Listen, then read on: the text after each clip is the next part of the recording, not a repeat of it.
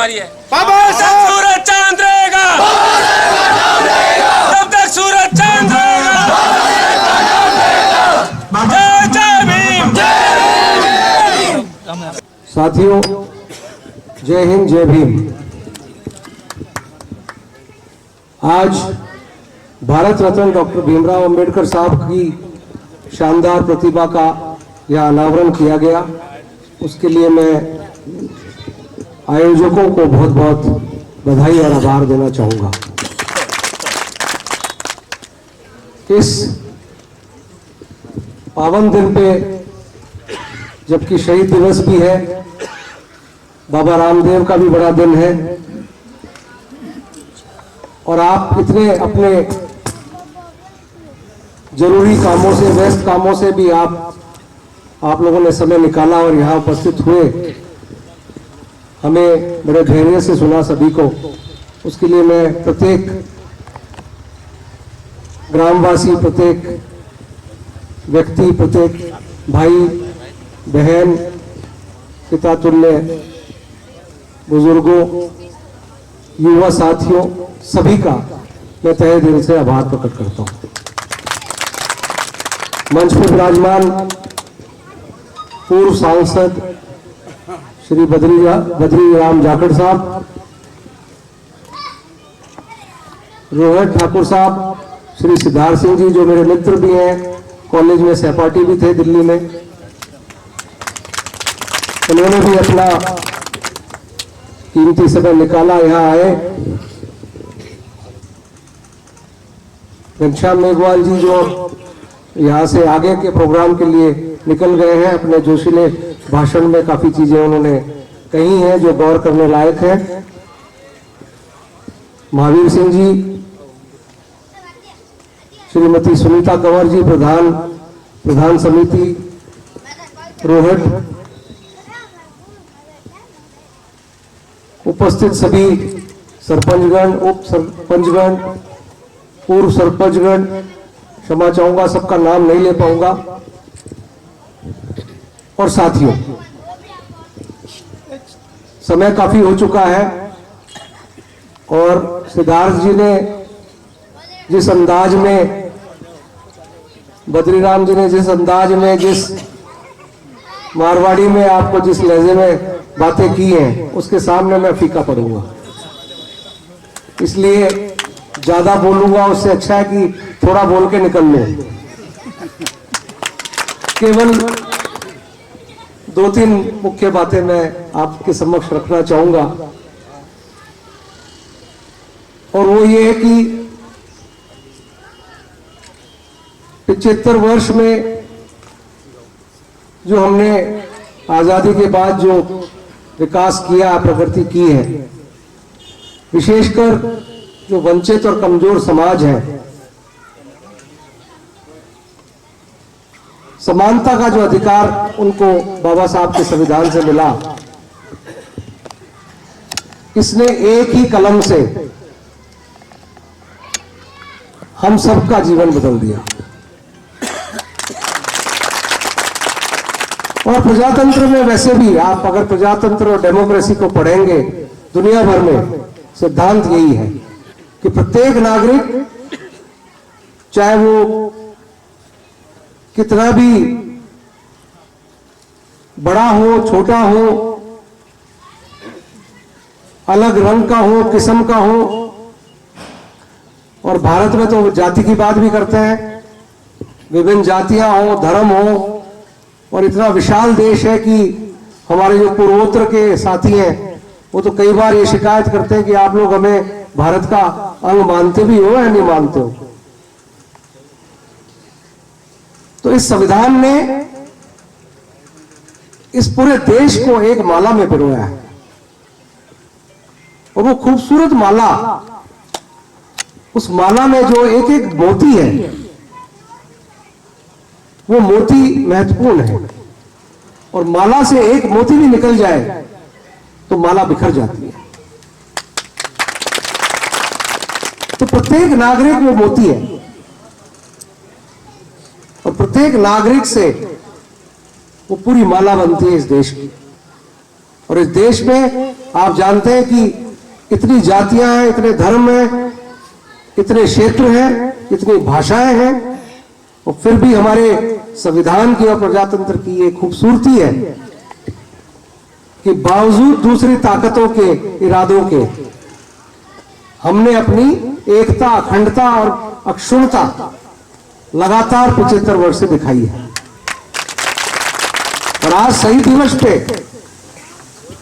उन सब शहीदों को, विशेषकर जो 3 शहीद फांसी पे लटके हमारी आजादी की लड़ाई लड़ते हुए, और अनगिनत हमारे सैनिक बॉर्डर पे लड़ते हुए घायल हुए,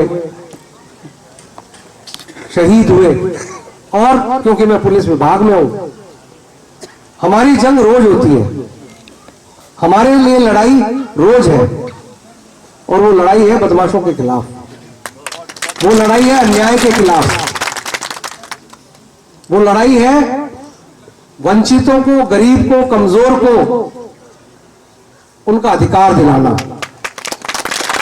और हमारे पुलिसकर्मी, अधिकारी भी इस लड़ाई में रोज सड़क पे बदमाशों का सामना करते हुए कहीं ना कहीं पूरे देश में शहीद होते हैं।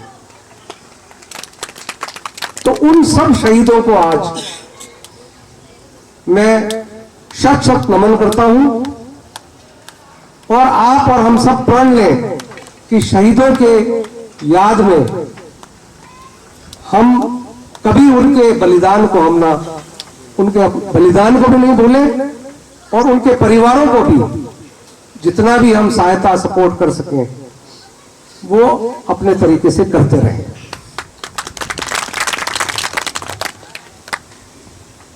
संविधान की ये खूबसूरती है कि इतनी असमानताओं के बावजूद भी इस देश ने 75 वर्ष में काफी विकास किया है, लेकिन अभी भी बहुत से अधिकार और बहुत से हक से बहुत से हमारे नागरिक वंचित हैं। और बाबा साहब ने इसका मंत्र दिया है, प्रजातंत्र में शांतिपूर्वक आप अपने अधिकारों की बात करते हैं, आप संगठित होते हैं, आप शिक्षित होते हैं, तो प्रजातंत्र में अपने अधिकारों के लिए शांतिपूर्वक लड़ना ये प्रजातंत्र की मजबूती के लिए भी जरूरी है। प्रजातंत्र में अपनी बात खुल के कहना ये भी प्रजातंत्र की खूबसूरती है। और प्रजातंत्र में जब तक बहस से कोई चीज मंथन होके ऊपर नहीं आए, वो तब तक जनता की आवाज नहीं बन पाती।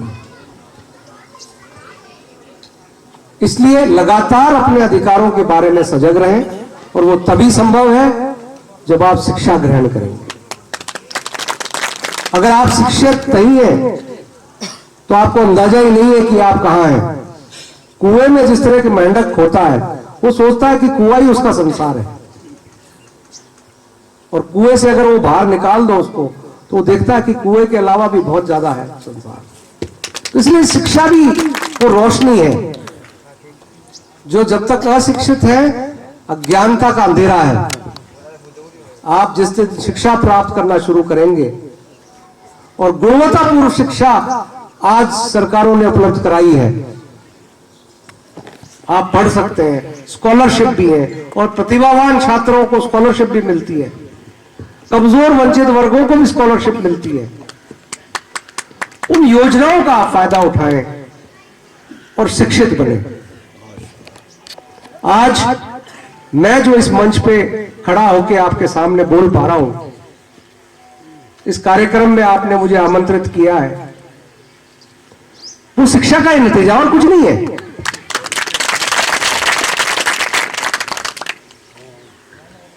तो मैं अपने बुजुर्गों से, अपने साथियों से, महिलाओं से, बहनों से, बच्चों से आखिरी निवेदन यही करना चाहूंगा कि आज सोशल मीडिया, और क्योंकि पुलिस विभाग में हूं तो सोशल मीडिया के जो नकारात्मक पहलू हैं, जो नेगेटिव इफेक्ट हैं, वो हमें झेलने पड़ रहे हैं। पूरे समाज को झेलने पड़ते हैं, पुलिस को ज्यादा झेलने पड़ रहे हैं।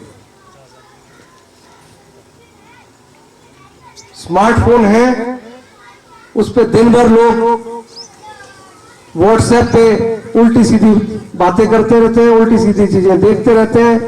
पूरा समय इंटरनेट पे और सोशल मीडिया पे, व्हाट्सएप पे, इसी पे जाता है। और अगर बच्चों को अगर वो स्मार्टफोन आपने पकड़ा दिया तो मान के चलिए पढ़ाई चौपट, न केवल पढ़ाई चौपट, उसका दिमाग वो दूसरी दिशा में जाने लगेगा। अब देश में रोल मॉडल यानी उदाहरण स्वरूप कौन होने चाहिए? बड़े बड़े लोग होने चाहिए जिन्होंने पूरे देश के लिए अच्छा काम किया है। वो उदाहरण ना होके बड़े बड़े बदमाश जिसके हाथ में पिस्तौल है, जिसके हाथ में बंदूक है, उसको भाई मान बैठे, डॉन मान बैठे। और आप युवा जो है, कई हमारे युवा, कई हमारे कच्ची उम्र के बच्चे 15, 16, 17 साल के, वो इतने दीवाने हो जाते हैं उन बदमाशों के कि उनको अंधभक्त हो जाते हैं। और वही लोग आप मीडिया में पढ़ रहे होंगे, उन्हीं लोगों को वो फायदा उठा के, उनके मासूमियत का फायदा उठा के उनको रिक्रूट करते हैं। वो खुद तो कहीं अमेरिका में जाके बैठ जाएंगे, नेपाल में जाके बैठ जाएंगे और फोन से धमकियां देके इनको भेज के फायरिंग करवाएंगे। ये सब आप जानते हैं, अखबारों में पढ़ रहे हैं। ये पूरे समाज के लिए घातक चीज है। हमें सबको, अपने बच्चों को ये सीख देनी पड़ेगी कि इंटरनेट और सोशल मीडिया पे बहुत अच्छी चीजें भी आती हैं, पढ़ाई की चीजें भी आती हैं। पूरा का पूरा कोर्स मटेरियल जो किताबों में नहीं है वो भी उस पर आता है। वो है एक सकारात्मक पहलू सोशल मीडिया का, इंटरनेट का। उसको देखें, किस तरह से आप कंट्रोल कर पाएंगे उसको, ये आपको इजाद कर, आपको समय समय पर देखना पड़ेगा कि वो देख क्या रहा है। तब जाके वो बच्चा सही लाइन पे, सोशल मीडिया के सही लाइन पे चल पाएगा। तो बहुत समय हो चुका है, मैं आपका ज्यादा समय नहीं लूंगा और अंत में ये कहूंगा कि इस देश के विकास और प्रगति के लिए एक अंग्रेजी में और सभी जगह जानते हैं आप कि जंजीर जो होती है, मोटी जंजीर की उतनी ही मजबूती है जितनी की उसकी सबसे कमजोर कड़ी की मजबूती है। अगर आप मोटी जंजीर को देखें और उसमें एक कड़ी कमजोर है तो जंजीर टूट जाती है। इसलिए जो कमजोर वर्ग और वंचित वर्ग है, महिलाएं हैं, जब तक हम उनका विकास नहीं करेंगे इस देश में, तो देश का विकास हर समय एक कमजोर कड़ी में फंस के रह जाएगा। उनको ऊपर लाना जरूरी है। ये सभी ना केवल कमजोर वर्ग का खुद का दायित्व है, बल्कि मैं कहता हूं समाज के, दूसरे समाजों के सभी व्यक्तियों का एक दायित्व है कि इन कमजोर कड़ियों को जब तक आप सशक्त नहीं करेंगे, जब तक आप मजबूत नहीं करेंगे, इस देश में जो मजबूती आनी चाहिए वो पूरी तरह से नहीं आ पाएगी। जो हम सुपर पावर का सपना देखते हैं पूरे विश्व में, वो सुपर पावर हम तभी बन पाएंगे जब हम अपने कमजोर वर्गों को ऊपर उठाएंगे और उस स्थिति में ला देंगे कि हम सब बराबर होकर कंधे से कंधा मिला के इस देश के विकास में योगदान दे पाए। बहुत बहुत धन्यवाद। जय भीम।